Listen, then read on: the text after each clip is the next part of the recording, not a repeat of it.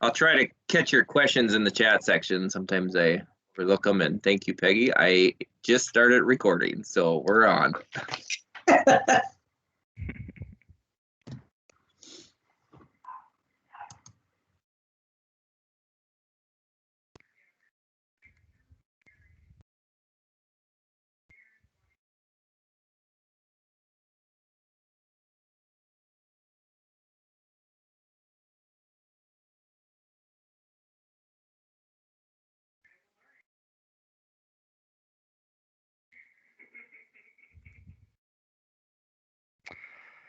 Okay, can you see my screen? Yep, we could see your screen there, Tyler. Okay, great. This is when you first open ArcMap. There's going to be a pop-up here if you have, different maps that you've been working on. But we're just going to go ahead and start a new one. So you can go to File and select New, or right underneath that, there's a toolbar you can select a new file. So we'll select New, blank map. Okay, so we've got that. What we're going to want to do is set up a database for our maps and shape files. So what I've been taught and what we usually do is if you go into your File Explorer, where you have all of your drives, I've been told that a lot of times it's easier if you use the C drive where the ArcGIS program is located. So usually what we do is we go to the C drive and we create an ArcGIS folder. Okay, sorry, Tyler. I missed a few questions already, but any chance you can make that screen a little bit bigger, bigger icons on there? Oh, sure. Let me see here.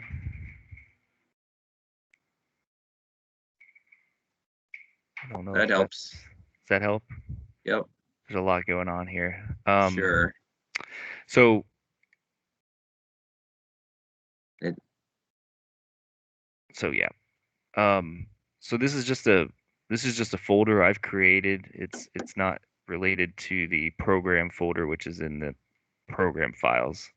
But I created this ArcGIS folder, and this is where I keep pretty much all of my ArcGIS projects. So usually what I've done in the past is I set up a dummy folder or a template folder, whatever you want to call it. For this one, I set up a training folder. And in here, I've got some stuff that I had previously worked on, but that's probably your first step is to set up this ArcGIS folder, which would be called, the database. And then as you go along, you can create folders for each tree plan that you're planning on making. So that's kind of the first step. Once you're in ArcMap, what we're going to want to do is, in general, we've got all of these options up here, and then there's these toolbars. And if you right click in this area, you'll see that there are a lot more options for toolbars. And this is the standard toolbar. It should be on there, I imagine, if you open up ArcGIS for the first time. If not, that's how you add it. And the other ones that I utilize are the tools toolbar, the editor, the snapping toolbar there, and the layout.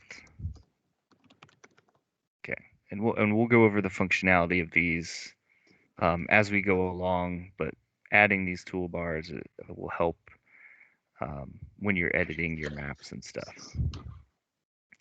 Okay, the next thing is on this standard toolbar, there's a few buttons up here. There's the table of contents, which will show our layers, our shape files, everything that we want to add to the map, and the shape files that we'll edit for the map. So click on that, and then you can pin it, and it will hide itself. So you will have that in there. The catalog, this will be where you can access the database I was talking about making earlier. As you can see, if I open this up, oh, well, oh, that's nice. Okay, so it crashed on me. So let's Been get, there, done that. yeah, let's pull this back up.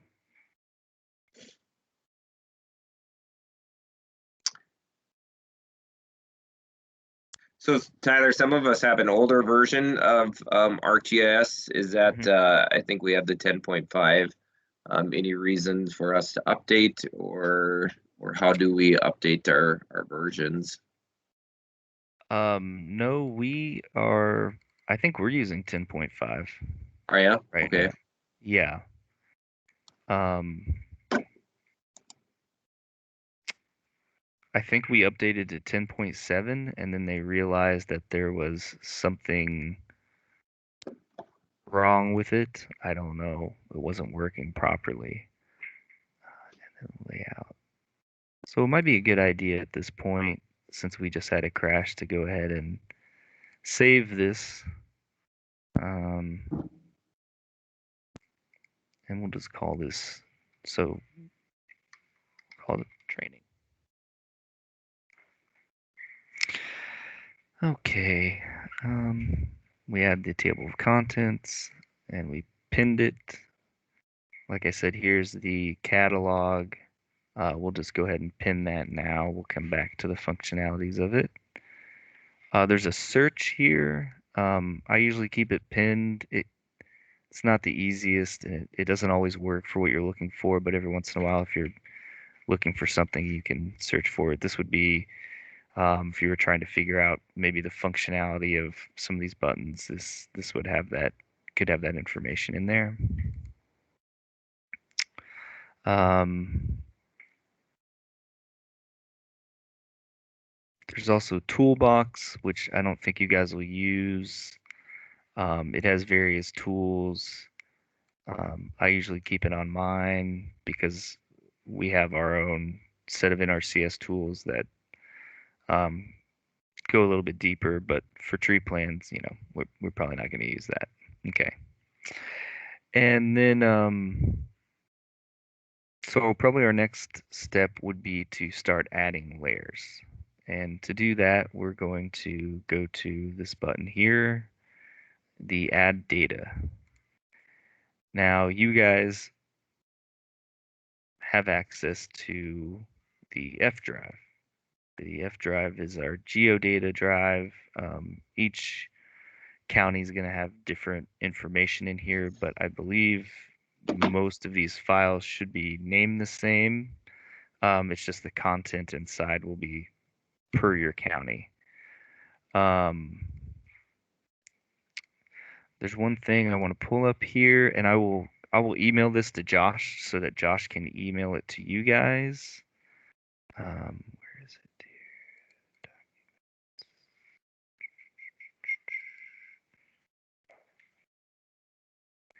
And this is the FIPS code map. I don't know what the FIPS stands for, but it is the map. Um,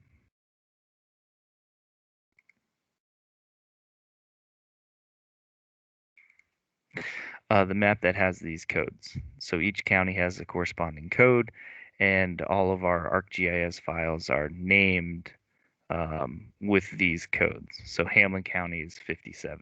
So when I go back here, let's say I want to add my PLSS, which is the township and range file. I'm going to look for this, and I'm going to look for 57 in here. So we'll do that. We'll go ahead and add that.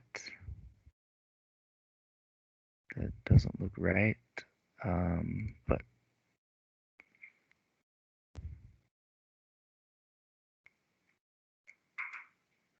Let's try this one. There it is. Okay. So there's that. And we'll just keep adding the layers and then I'll come back and show you some functionality on how to make them a little bit easier to use. So we can just hit this up one level button to the right, and then we have we can go to ortho imagery, and this will be our aerial imagery. And there's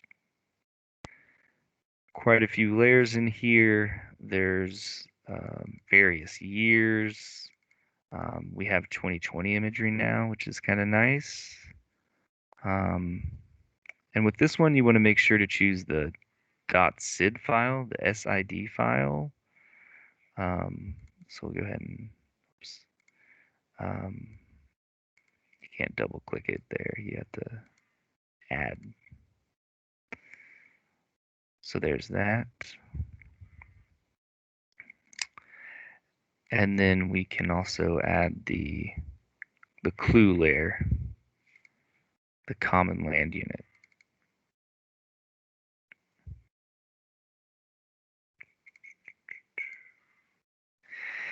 And I think that's probably all we'll need to make the tree maps for you guys. There's tons more stuff in here that you can look at if you have free time to just go around and add layers and see what they are. And most of them are pretty self-explanatory if you kind of look at the description. But what we want to do is Okay. this looks terrible, right? I mean, Yeah. how are you supposed to work with this? You can't, right? So what we're going to want to do is kind of change this symbology. And to do that, we are going to click on this little square that shows it is just like a purple square. And we'll here you have the fill color, the outline width, the color. There's all these crazy options you can choose, but for me, I usually just choose no fill and then like a yellow color for that. And then over here for just kind of maybe choose a color that's a little bit easier to see, but not too bright. And then you can, here with these check marks, you can turn these layers on and off. And if you're doing searching for an area just manually by using this, you can use this pan button here, kind of pan around. You can use this magnifying glasses that zoom in and zoom out. If you want to zoom in here, and you can do that. Say, Tyler, do you Yep. want to recap a little bit and maybe slow down a bit? So when you were adding that data and finding those things to add, where again do you want to walk us through where you added that data and where you found those folders? Sure. Yeah. Sorry. So when you go to add data here, you're gonna have a list of folders. And you know what? Sorry, I should have covered this. You may not have any of these folders if you've just opened up ArcMap and you've never used it before. So what you want to do is over here, once you go to this add data, there's a little folder with a plus sign and it says connect to folder. And that's where you're going to go in here and you're going to have to go to this PC and come down to the F drive and then the geodata. And then once you have that F, just geodata, hit OK. And I've already got it there. And it might be a good idea also at this time to go ahead and go to, you go to connect to the folder, this PC, your C drive, and then that's your ArcGIS. That's that database that we created, and add that. so that you have access to those, the files that'll be included in there. Okay. So we're looking for that add data button. Yeah, So kind of what we're searching. We go to that add data, and then we're going to go to, once we find that folder, connect folder, and then you'll have to look in here, usually under this PC, and then you have the F drive and the C drive. Sure. Yep. Okay. Okay. And that's where all our layers would be. Whatever layer we want to install on our map, that's the process. Yeah. The F drive will have all of the layers that NRCS provides, and then the C drive under the ArcGIS would be, once we start creating our shape files and stuff, that's where those would be. So, okay. Yep. Okay, very good. And the icons still are quite small on there, but maybe that's just part of the program software. So yeah, I don't know if you can make that any bigger, but we'll just probably have to live with that there. I don't think you can.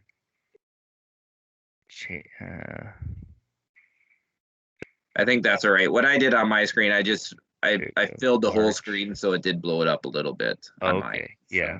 Yeah, if you went full screen, it probably helps some. Yep.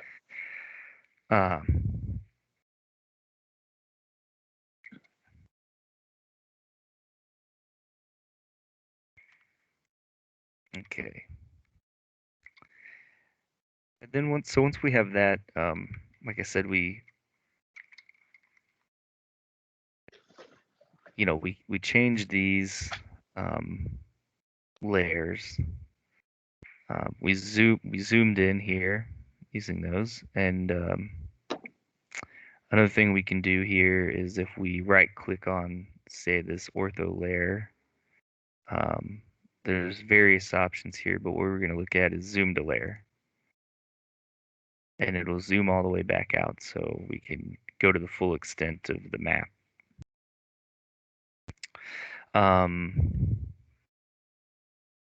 So the next thing is searching. Now, we used to have a very awesome search button, and as far as I know, it went away with Toolkit, unfortunately. So a lot of times, you can just look at a map and go find it yourself, and that's one way to do it. And it's, can be a little tough sometimes if you're zooming in here, and because once you zoom in, you realize, okay, well, I think it's around here, and then you're trying to use this, pan to look around for the right area, and there's nothing wrong with that, but we do have the option to find, and you can click this find button.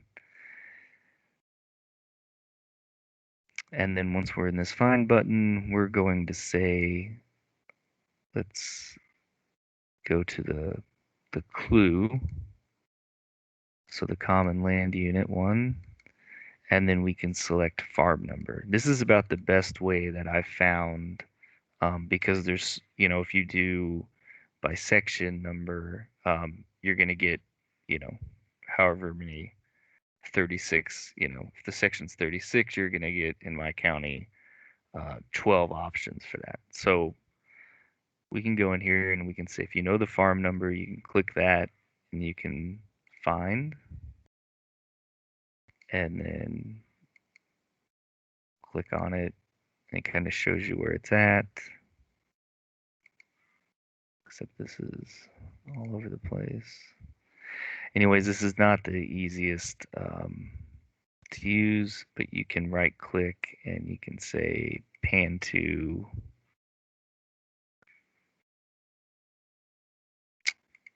and then I think zoom to, zoom to. That'll give you, that's just a kind of a little bit easier way to find a farm number and stuff. Okay. Say, Tyler, I did on mine. I did have that magnifying glass, which I was able to search by section, township, and range number. I could also search by CLU track number. Oh, you have that I did lose added? that. I think that's what you're referring to. I did lose that and I had to find it, and it was buried pretty deep. And I can't tell you how to pull it up again. So it's out there, but I think Okay. it's available. I emailed Crystal Runge, our uh, ArcGIS specialist. I think she's our cartographer, and she did not get back to me. So I thought it was still out there, but I could not find it, and I'm sure there's a way. So once I get back from her, I will probably send you the instructions and everything, and we can get this set up, and then it's far easier to use, and I wish I still had it, but Yeah. but for now this works. It's a Yep. It kind of was a my go-to button. So I lost it. I was lost all oh completely. So yeah, it's very unfortunate. yeah. So no, I just thought I'd mention that. Yeah. So now that we have um, our database set up and our layers, and kind of the information we need, I we pinned these over here. So if you go over to catalog, like I said, this shows you, this will be your folder connections, the ones that we just connected. There's all this other stuff I never use. I don't know what it does. Um, and then you can go in here, and if you expand it, you can find if you're like me, you're looking for this training folder. And then, so this is the training MXD. So this is the map file that I saved a little while ago. So I'm going to go ahead and save again. It's always a good idea to save as you work because, as you saw, this thing crashes quite a bit, and sometimes it's hard to work with. I'm just going to delete this file because we're going to redo that. Okay.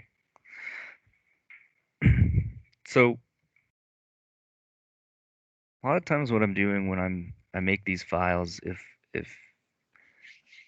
do a tree plan, if I don't need to go out and take some GPS shots, because it's going to be a belt in a very specific area, or the landowner wants, something strange, or at least atypical. I just love to utilize um, what we have as far as mapping. So here, for this example, we're going to say that this producer would like a tree belt along here. New field windbreak. Uh, so, the first thing we want to do is know what kind of tree plan we're looking at. So here's a example tree plan. Peggy'd probably get on to me because I only have 14 feet between this black walnut and Rocky Mountain juniper, but that's okay. This is just for an example. So, we have our isolation and our spacing. So we have 14 feet all around. So that is, I believe, 88 feet. Sorry.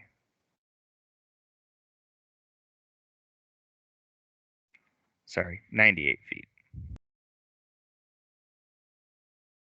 So we have 98 feet. So we know that if we were coming right off this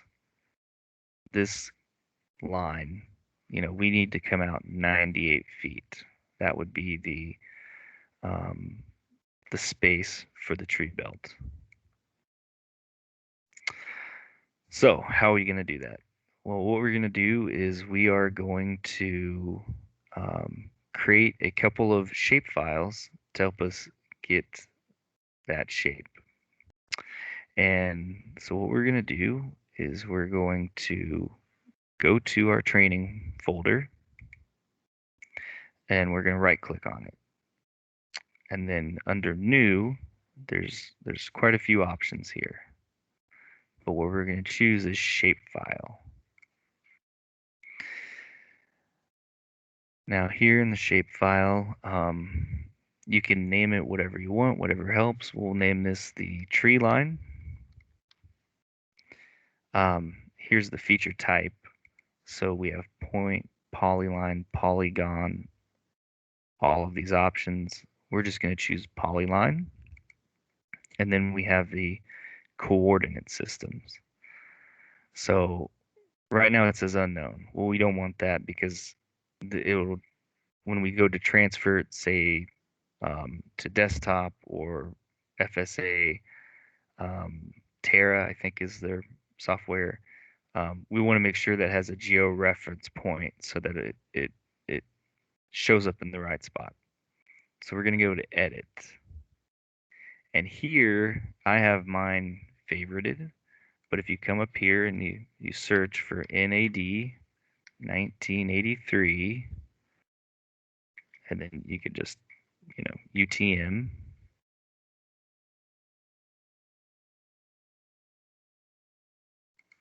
Let's try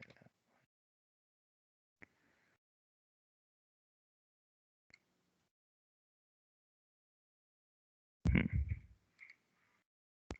Let's try this.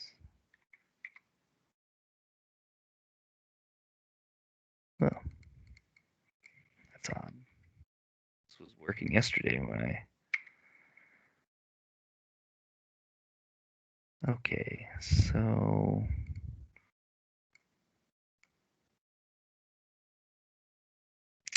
okay, well, that search wasn't working. Hopefully it works for you guys, but if not, you can come under here under projected coordinate system, UTM, NAD 1983, and we choose 14N because that's our area here. And then we hit OK.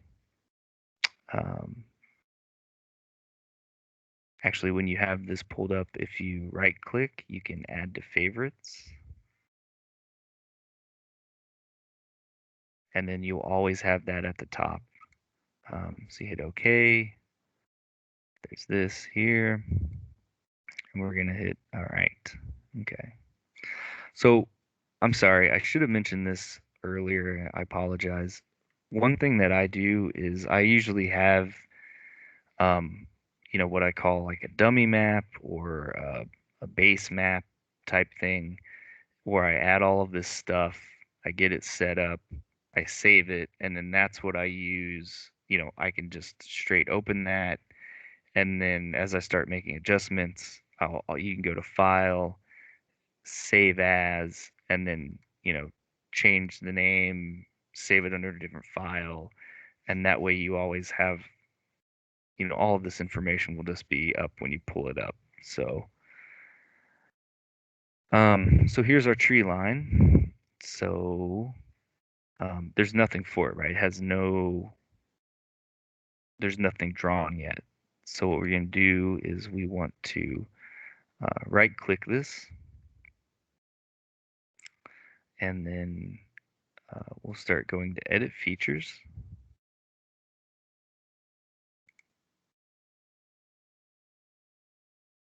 Okay. Now there's this editor toolbar, and now it has some options that have popped up. And what we want to do is, if we go to the far right, there's this create features button. And if you click that, you see it comes over here, and you can pin it. I like to have that pinned. So here's your tree line. And then you have these options down here. We'll go line. And what we have to help us draw this is this is the snapping bar, and it has various options here: point snapping, end snapping, vertex, and edge snapping. And it's very handy. If you just go see here, it's going to click on an intersection.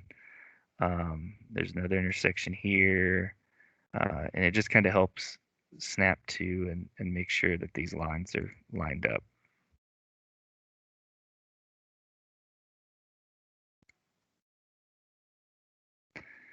And so you come to the end, you can just double click and boom. And now you have a brand new shapefile that you've created. And you can, what we'll do is we can, if you go right click on this tree line, you're going to see there's an attributes table, and it's not going to have any information at all here. Because as of right now, it's just a line.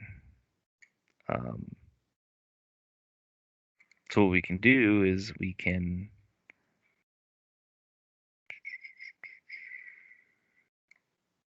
add a field.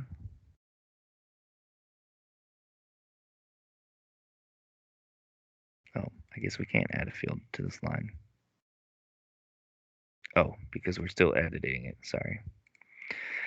So we'll hit stop edit. Now we have this, yes to save edits. And now we have this nice line. We can change the color, make it a little more visible there. And what we'll do is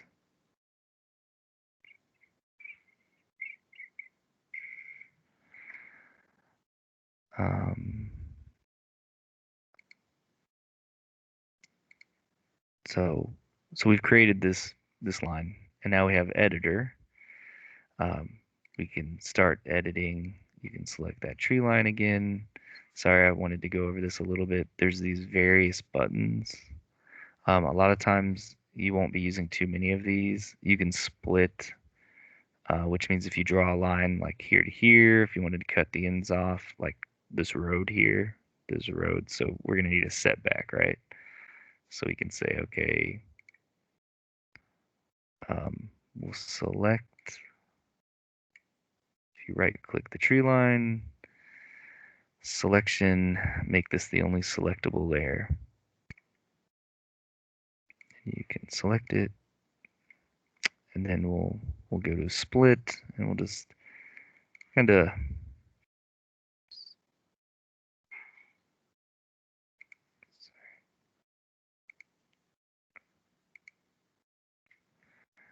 all right.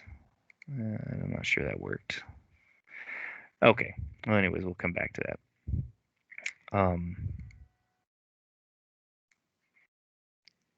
Stop editing, save our edits.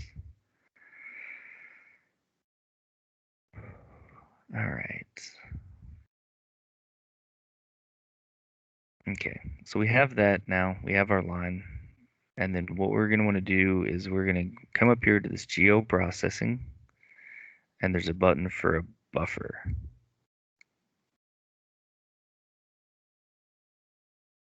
And sorry if this isn't, maybe I can make this a little bigger. It doesn't really increase the size, but so here we have our buffer. We want to choose what we're going to buffer off of. So we're going to buffer off our tree line.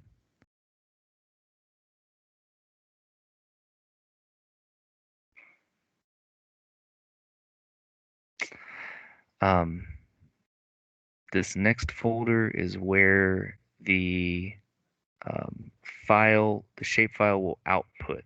So a lot of times what I do is I'm going to want to go ahead and put this in the folder that has the, all of our other stuff. So under training here, and we'll name this the tree buffer. Easy. Over here you have, how many feet you want. So we want 98. Make sure over here under, we want feet, not meters. We have a couple other options. Sorry. Full would buffer on both sides. And if you're drawing it, if you draw it from, right to left, then the left side would be the south side and the right side would be the north. This confuses me sometimes still, so I'm pretty sure we're going right. The N type, you can do round or flat. I always do flat for these, so it doesn't, because it'll go off into the road and all that stuff.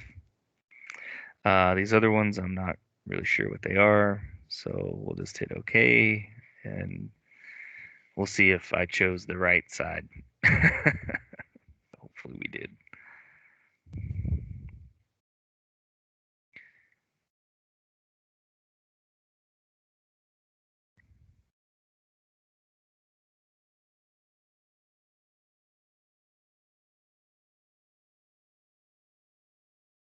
Oh, well,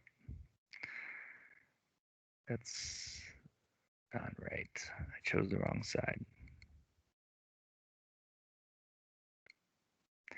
But we can go with it.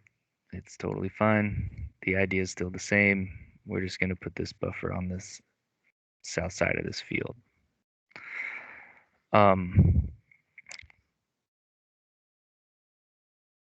So what we'll do now is we have the buffer. I have this neat little tree symbology I made. So I'll change it to that.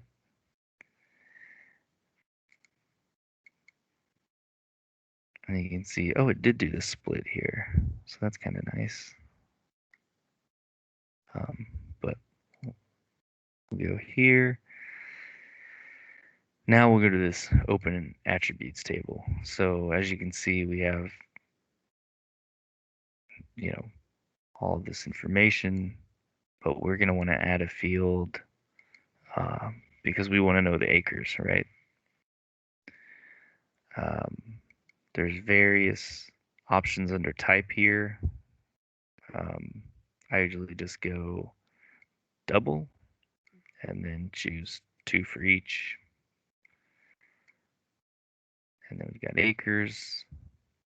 If we right click here, you can see there's a various options, but we're going to go to calculate geometry. We'll go ahead and hit yes. We want area and we want acres US. We hit OK. Yes. And that gives the interesting.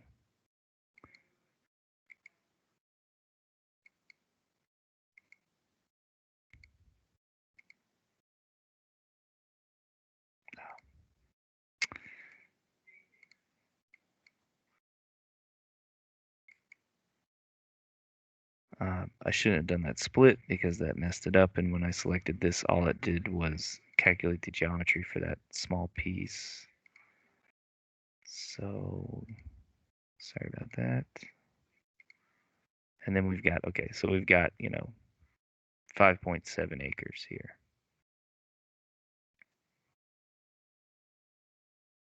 Okay. So that's how to do a tree line off of, basically at the end of a field.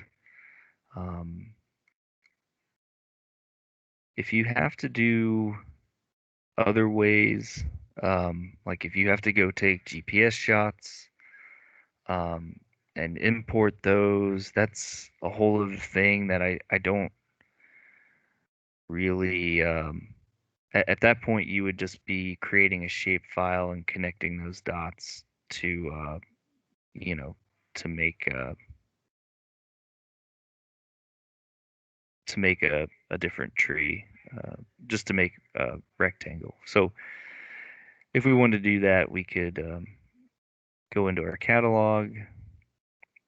We'll add, under our training, we're going to add a new shapefile. This one we'll do a polygon.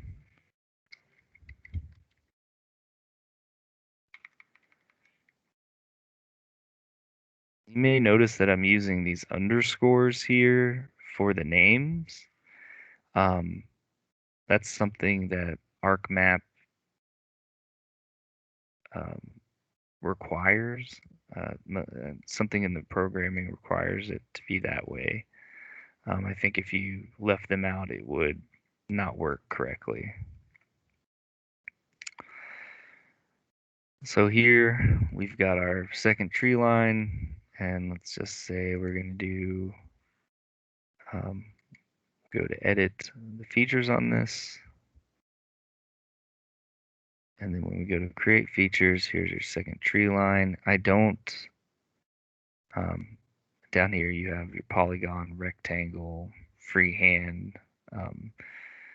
Probably if you had actual GPS shots, you'd want to choose this polygon because you can, use them. So let's say down here, he wants to put in a nice little buffer here.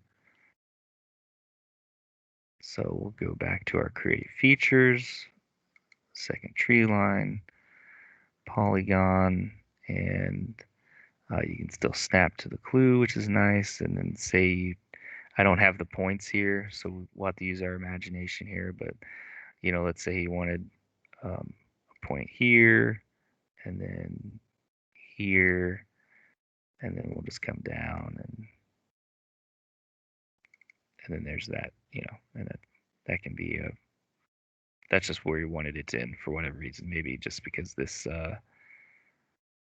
he planned on putting in a buffer around this too, and maybe putting in a little bit of a food plot in between. Who knows? There could be a million reasons. And same thing, we're going to want to go in here and go to our attribute table.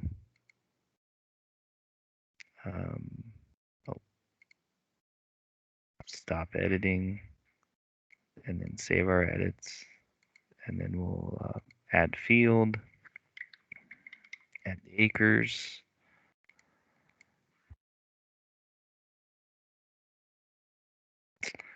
and then right click on the acres and calculate geometry. Yes. Acres, yes. I'm just gonna hit that. You can hit this don't warn me again, and this thing won't pop up anymore. And then we got 3.44 acres there. Okay, so that's kind of the basics of how to draw a map, or sorry, make a shapefile for a windbreak.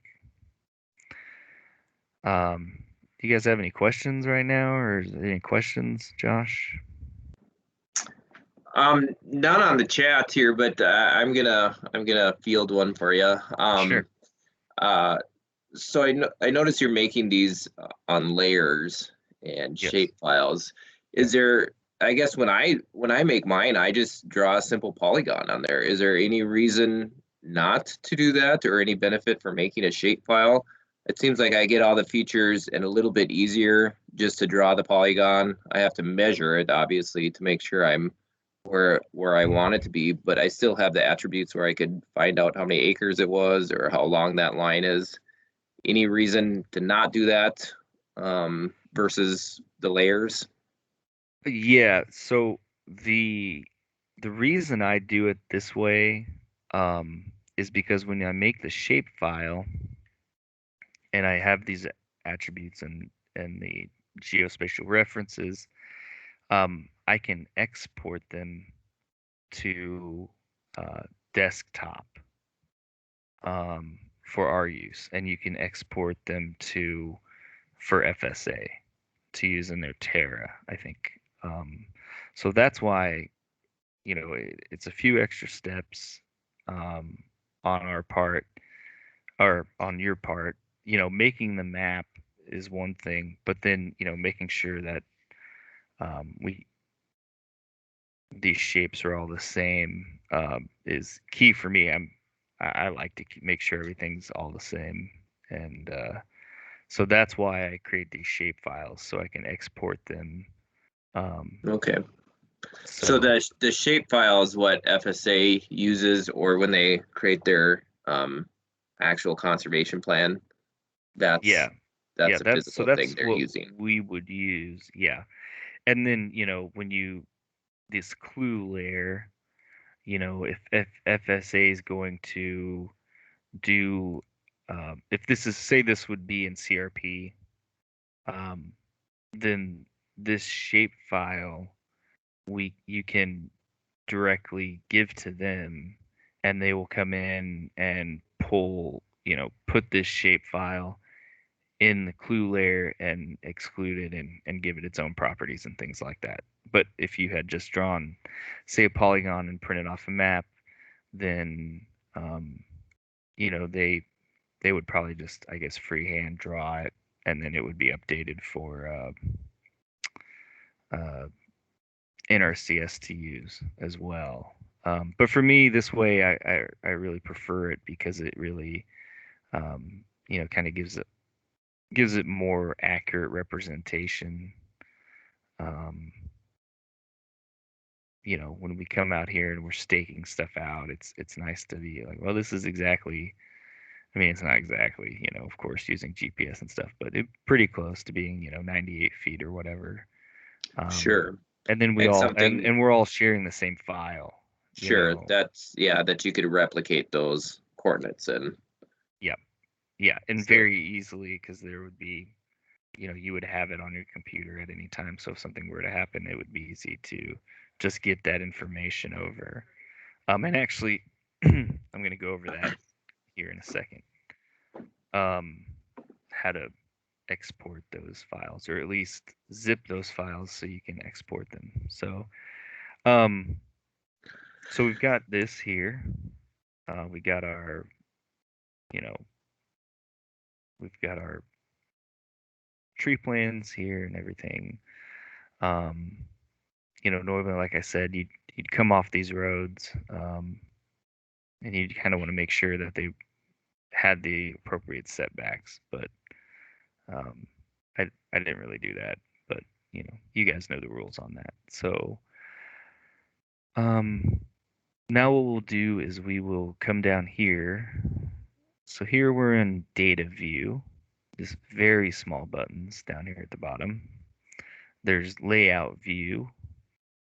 There is refresh, pause, which I've never used. But this refresh button comes in handy. Every once in a while, you'll find yourself doing something, and this will just go completely blank, and you'll be thinking, what's going on? Why is it? Maybe it's stuck. Maybe it's loading something. Come down here, hit this refresh button, and it usually does a pretty good job of getting right back into it. So we'll go to this layout view right here in between the data view and the refresh button. And that's going to get us to this map page. So as you can see, we've got the clue layer still on. We've got our trees. We have our PLSS. And there's some other stuff. It gets a little deeper, and I'd be happy to try to get you these files, Josh. But if you go to these layers, you can hit label features. It might take a second to load here.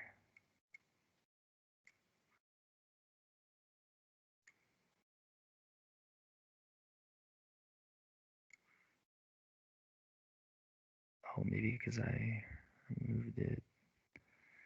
Yeah.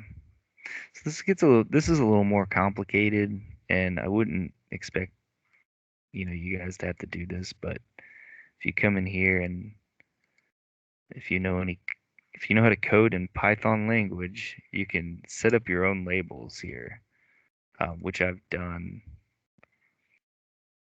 for a few of these. So as you can see, that has the farm track, sorry, the field track and farm number. But the one usually that I use because people prefer it is this the township and range. Now, Josh, do you do this for yours? Is there a way that you've done Um, this? so on mine, I guess I have the township range layer in the add data. Uh-huh. So that layer is always on. So Okay, should I have that selected, that information pops up on my map. And if I want to turn it off, I just uncheck that layer. perfect. And is that maybe I don't. Do you know where that's at? Ooh, that- no, I don't. So All right. yeah, I think somebody kind of created my map for me to get me Ah, that basic part set okay. up. So I So have that. that So it's kind of this is that layer. okay. But I'm afraid that in general, if you were to use it, you would have to do one of these expressions. And I have mine, and then I even have, sorry, I don't expect you guys to be able to do this. I might be able to get Josh these files so that you can use them. I'll maybe create a little guide to on how to add them. I think if we know that they're available to add, and as long as we can maybe kind of have NRCS help us get there, as long as we know that we can get there, Yeah, that's kind of important. right. But So then you can see we have our township and range pop up here, which is kind of nice. Kind of center it on the section. And then this is the layout button. You can zoom in, zoom out, pan, zoom whole page. Sometimes you'll be messing around here and it'll get all off tracked and um, you can use a few of these buttons to kind of get back to where you want to be here. So next we'll go up to the top here where there's insert. You can insert a title. Say, training tree plan. Oh, that L's capitalized. And if you double click it, you can go in here and it has this weird code in here and you can just change it that way. Okay, there it is. Training tree plan. We also have, a legend. Um, if you go into this, sorry, if you go to legend, there's these arrows. You can choose what you want in and what you want out. Some of this stuff is not necessary. Just exit out of those. Hit next. I'm not sure if this is really necessary or not, but now you got a nice little legend down here.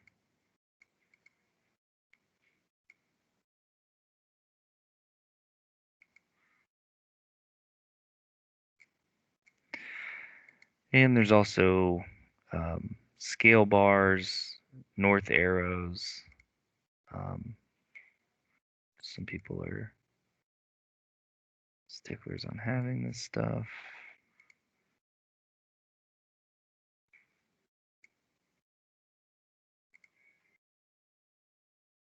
Boom. There we go. Now we've got all of that. There's that. We can. Josh, do you normally label these with the acres and things, or would you just kind of keep it like this and so for me, I guess my plans usually are for the tree crew to kind of Mhm. direct them on where to go. So sometimes I I will simply say 6 rows of trees, Gotcha. just so they know that. Acres are kind of nice for the customer, just so they know the general area, but Right. kind of notations that are for the customer and for the tree crew here too. Gotcha. Okay. Say I do have another question here. So, Mhm. in the past, I somehow had the wrong projection and was measuring some plots way longer than they actually were. So can you explain, to make sure you have the right projection, how long, how to change that and what they actually are? I'm wondering if that's, measuring, making sure in the right units. Yeah, so there's multiple when I went in here, I'll show you. I'll go back in here.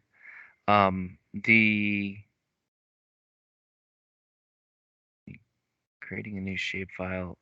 This coordinate system is where those discrepancies come in because there's so many different what they call projections, which are basically measurements, across the globe. Um, and there's so many different types. So, if you could go in here and choose whichever one um, you wanted, in theory. Um, but this NAD 1983 UTM Zone 14 in, and that's 14 North, is the one that we used in Toolkit. It's the one that we use in Conservation Desktop. Um, I I don't know about Terra, but it must be the same because that's the one. I mean, because I send my shape files over to them and that's what they use. Or we haven't had any problems with it um, being off. But yeah, so that's this geographic projection stuff. Um, So that's how we get measurements and your acres and stuff is based off of that yes, setting right there. yeah, yeah, Oh, yeah. And I mean, yeah, and then there is also, if you were when you go to um, like here, like when I did the um, attributes table, I made sure to make sure that this is in acres. If I'm gonna do this tree line, if I want to add a field, we're gonna call this length. We'll do double. Um, and then when we go to this calculate geometry, we're in this coordinate system because, and if you look right here, this is the data source. So that would be the line, and then this data frame would be um, the map. So like all of those layers that we use, the clue layer, the ortho layer, the aerial layer, the township and range layer, they're all going to use this 19 NAD 1983 UTM Zone 14 North. So that's making sure that this is all the same will result in all those features lining up.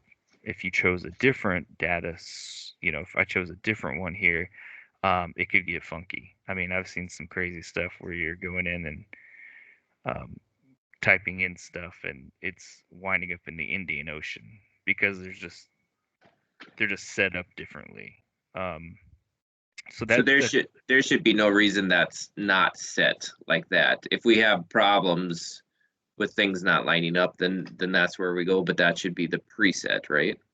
yeah. So this will be the preset for all of our layers. But when you Okay. go to make, like I said, when you make that shape file, you want to make sure to choose this one. So that's kind of what I went through. And if you favorite it, it'll always be at the top, and you can always click on that one, and that'll make it easier. And then you can come, and then of course, units. It's gonna, I don't know, default to meters, I guess, because that's what most of the world uses. Um, but we want feet here for length. We'll do that, and it says right? You know, it's 2,555 feet, you know, for this, the length of this. So now we have um, the length of this and the acres of it. So with that, that's quite a bit of information, enough for your tree crews, I would imagine, to finish their job. The last thing I want to go over is exporting these shape files, so that if you do this from scratch and you want to get the shapefile information over to NRCS or FSA, what we'll do is we'll go to where we set up our database, our ArcGIS database, and we'll have, here's our training, and you'll see there's all of these files, right? So let me do something really fast. I'm gonna save this, and then I'm going to exit out of it. And I'm doing that because when you have these shape files open, they have an extra file in here that I'm guessing, you know, is just as you're working on it, they have a file. I think it's called like a lock file or something like that. So here we've got our, you can see that, you know, whatever we named our shape files, they're named the same here, tree line, and then there's all of these extensions on these files. I don't know what they all are, but if you select all of these, so this is all the tree line files, you can right click on it and you can WinZip. You can zip it.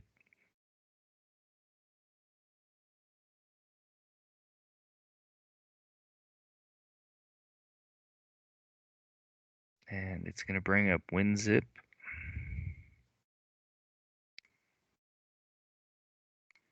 Which is here. It's gonna automatically name it whatever the file name is. We're gonna call this training tree line. The destination folder you can change. I usually just use my downloads as a dump file. So I'll do that and I'll add it. And then you can see these files have been compressed, blah, blah, blah. And I'll just do this one too. And I'll show you guys why I think this is important, at least for our end.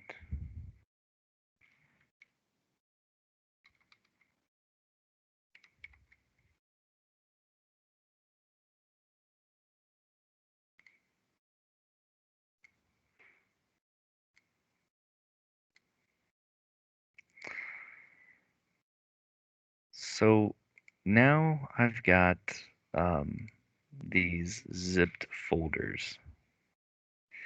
If you might talk to your FSA, but you know we have in our office set up where we have shapefile updates that we can go put these shapefiles in, and then FSA will update them. I don't know if you guys work with FSA with that kind of thing or what it does, but this makes it super easy because now you have these shapefiles that you can just put in there and they can just straight upload them to Terra and update everything. So I would talk to your FSA office and see if that's something they want you guys to do or what.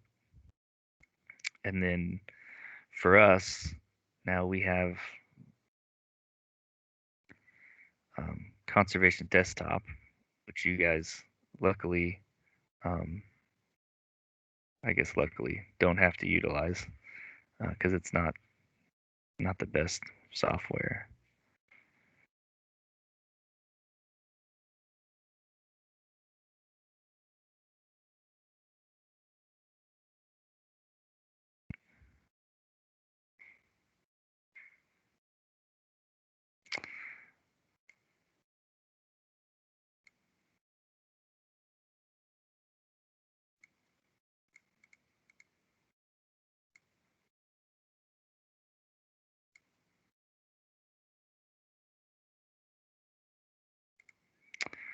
But then I can come in here and, well, this will work.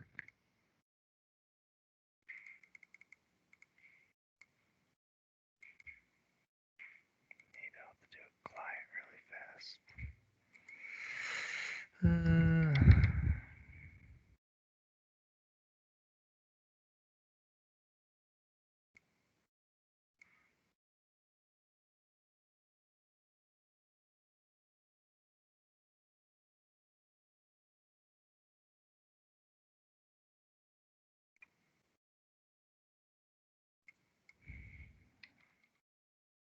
If I have a dummy file here.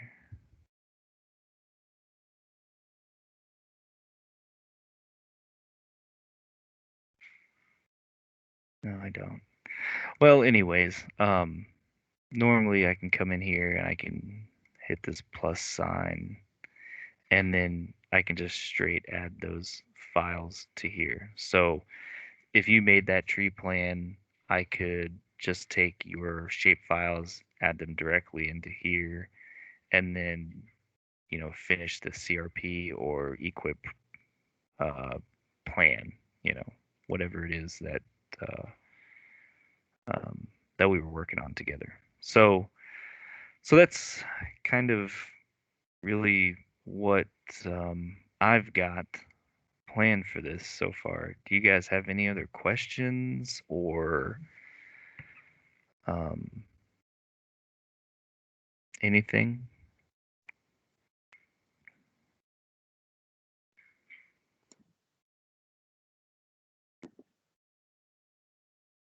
I'll wait to see if anything comes up in chat. Those layers that you did add, are there any other layers that you might suggest that would benefit districts, or any other good layers you could direct us to? There's soil layers in there. I'm not sure if they would have. I still usually go to Web Soil Survey to run the conservation tree shrub group. I like that, and I think it gives a nice little printout. There are different soil layers, so let's see here. Let me pull this up.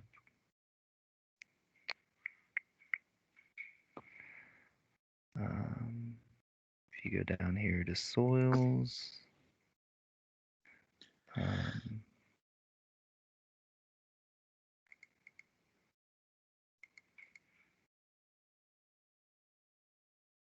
and then you can, I don't like these icons very much.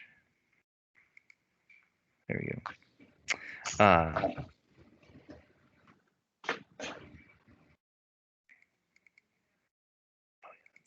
it's gotta be one of these. Soil mu layer. Yeah.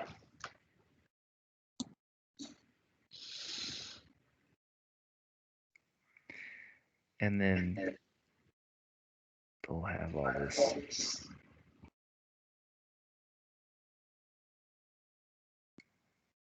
But I'm not certain that there is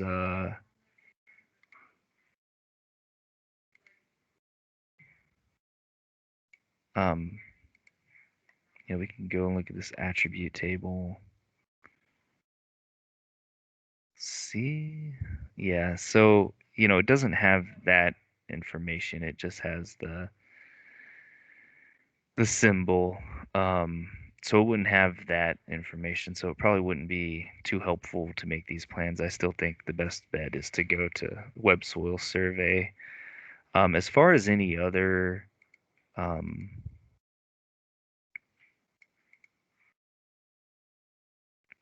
me think here. So I'm trying to think of any of the other ones that I use.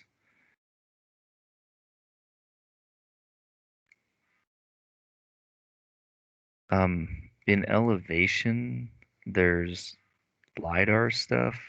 I don't know. You can kind of go in here and choose one of these, and I don't know if this would be, oh,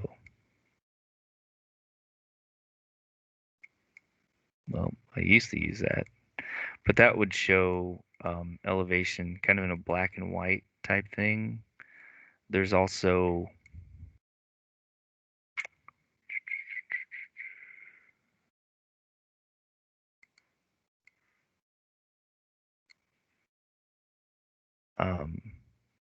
there's topographic maps.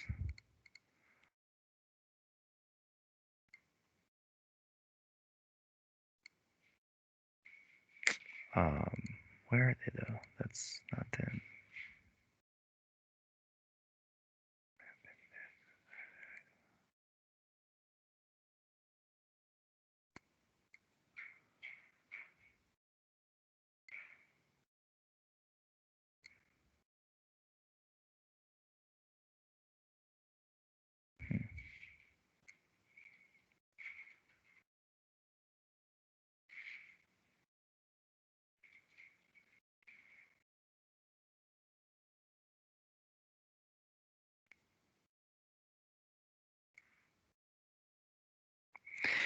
Yeah, I'm not sure if there's any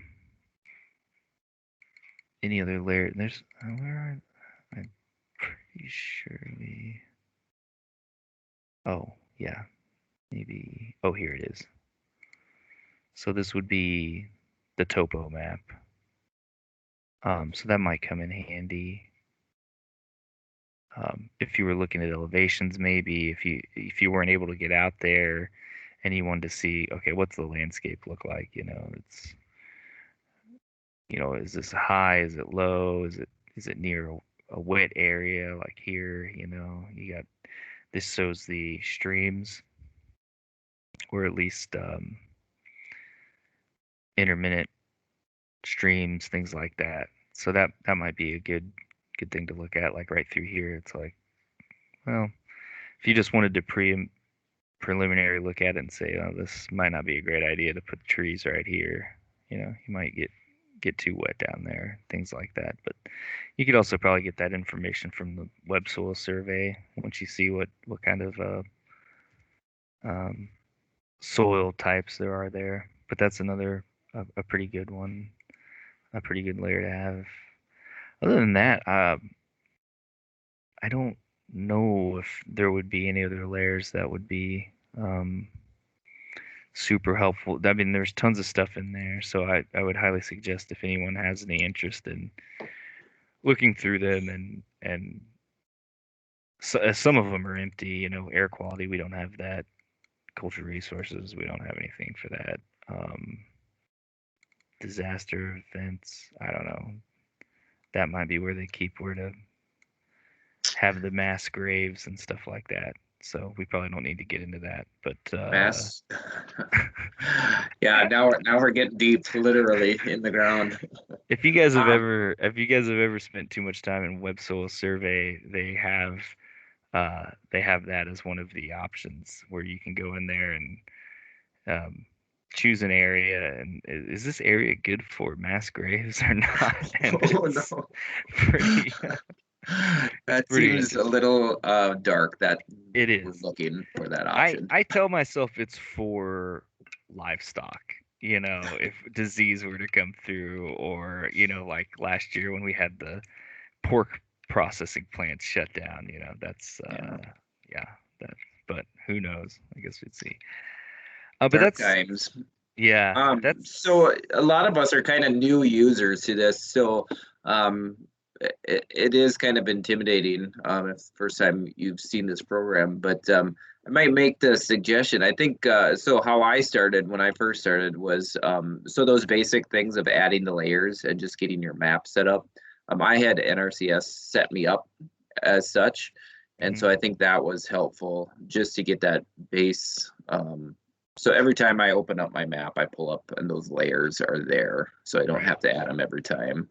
But Yeah. Tyler, do you make multiple maps? I mean, so when you make multiple layers, do you save? I just save one layer or one map, and so I open the same map every time. But do you save multiple different maps?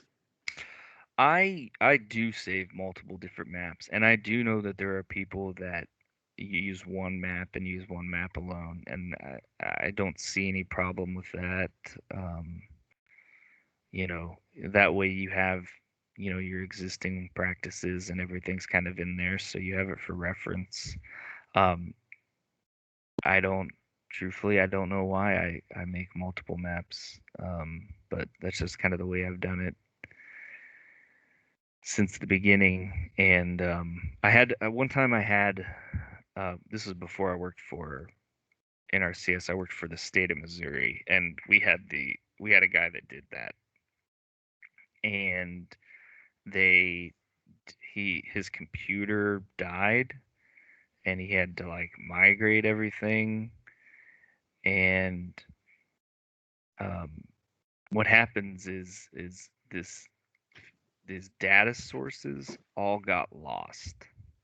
So his giant map where he had all of his practices and everything, for 3 counties, or maybe 5 counties, he had to go through and right click on all these and then um, like fix the data source, and that was for like every shape file that he had ever created. And you know I don't know if that's why I create individual ones so that it's just not maybe all in one place, but you guys probably won't ever have to worry about that because all of our stuff is backed up on the the cloud server, the shared drive and all that stuff. So, Sure. but yeah. But yeah, if you just had one file, like I said, if you made your template file, or you just want to call it your whatever county file, yeah, you wouldn't have to make multiple maps. Um, and like I said, I have a template that I open up that has everything. Then when I start creating on it, I'll go ahead and make a separate map. A lot of times what I do is, since I have so many landowners I'm working with, I will save those maps in my landowner folder that I have created for them so that it's in there. That way, if I needed to, go back and find it, it would be easy to find. But yeah, I don't see any problem with putting everything into one file. Does anybody have any specific questions for Tyler on their maps or problems they've had or other now that we got them online? Sorry, I hope that wasn't too much for you guys. I know it's a lot to cover, and I'm glad this is recorded. I hope you guys, if you have any questions, feel free to reach out to me or any of your NRCS people. I know a lot of us, since we moved over to desktop, we have used Toolkit, which was ArcMap. Um, but yeah, if you have any questions, you can feel free to shoot me an email or talk to your coworkers. Like Josh said, maybe you can have them help you set up your map for the first time, and then go from there. But yeah, since this is recorded, hopefully you can go back and use it as a reference too. So Yeah. I'm not seeing a whole lot of questions populate. Uh, yeah, I guess one of my takeaways here is the shape files. I guess I hear that conversation a lot. I'm not I don't create shape files on my end. I'm sure others do, but I think that would be helpful for the NRCS. Correct? If in our maps we were creating shape files for you guys to then utilize and progress a conservation plan. yeah, I think it would just make things a little bit easier, streamline. That way we're not, I mean, then creating a shape that we're trying to emulate from your file. But that's just my thought on it, and the way I do it for myself, even because I still come in here, and just a couple weeks ago I made a let me see if I can pull it up here. Actually, I had to um, make a tree plan, and it wasn't super complicated, but it was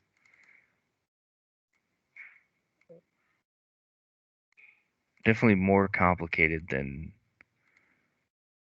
um, than normal. He wanted to make sure that he had enough. So here's the tree plan, right? So here's the tree plan he wanted, these couple, and he wanted to make sure that he had a buffer around here of like 120 feet so he could get his planter through here, right? So he wants this tree belt, and then this one is a potential future tree belt, not even going in now, and then still have this 120-foot buffer or whatever. And to do that in desktop is just, I don't know, it would just take forever. Whereas in here, I can just come in here and say, oh, this is where he wants a tree belt. I'll buffer off that, buffer off this, and then this will give me, I can just draw, you know, a line from here to here and buffer that, and then that gives me my tree plane.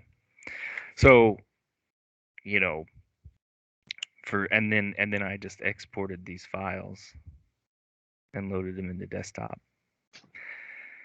So yeah, I mean, it's something I still use. I think the functionality of it and is more expansive than desktop. And for me, just I guess from years of using it, it's quite a bit easier to utilize. But yeah. So, anyways, Yeah. well, I hope Okay.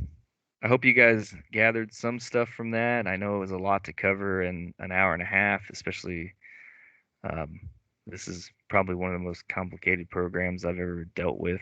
Uh, and it just takes time and practice, and I know that's time's not a lot of what most of us have to do, but I hope it helps you guys out a little bit. And like I said, if you have any questions, just feel free, shoot me an email or talk to your NRCS coworkers. Sure. Yeah, I think it kind of opens our eyes to what the software is, the potential of it. I think there's a lot of features that are helpful, a little that might be over our head. But I think understanding the process a little bit is good for us to understand that a little bit. So, yes, thank you, Tyler, for putting in time and presenting that for us today. So we appreciate it. Oh yeah, absolutely, my pleasure. Hope if you guys need anything in the future, just let me know, and I'll be happy to help. Okay, we'll put you on speed dial. Okay, yeah, sounds good. So, okay, thank you, everybody. All right, thanks. Have a great day. You too.